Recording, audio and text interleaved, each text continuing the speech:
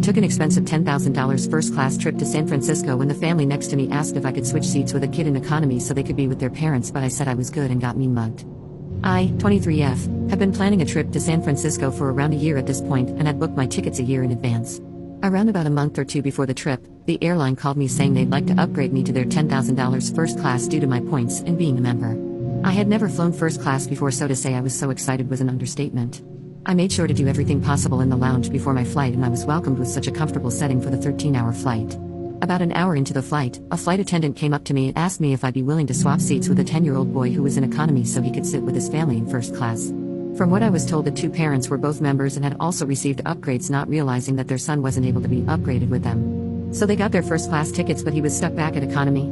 The flight attendant began giving me some options as if I had no choice but to move, and she was saying things like I'd get another free upgrade on another flight, or I could get a full refund for the flight.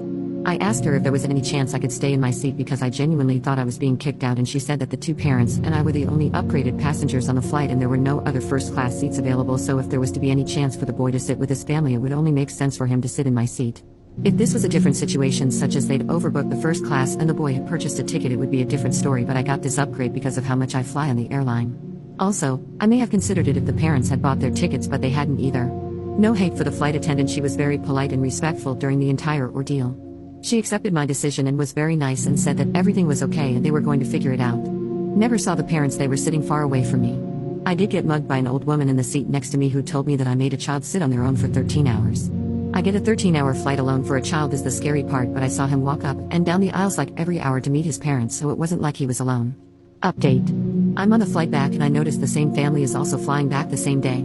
After about 1 hour into the flight, the dad came up to me and asked if I would be willing to switch seats with his son in economy. He said he would do anything and that it would mean the world to him, but I politely told him no. After about 10 minutes in the bathroom with him, he returned to tell his wife and she gave the nastiest look on her face.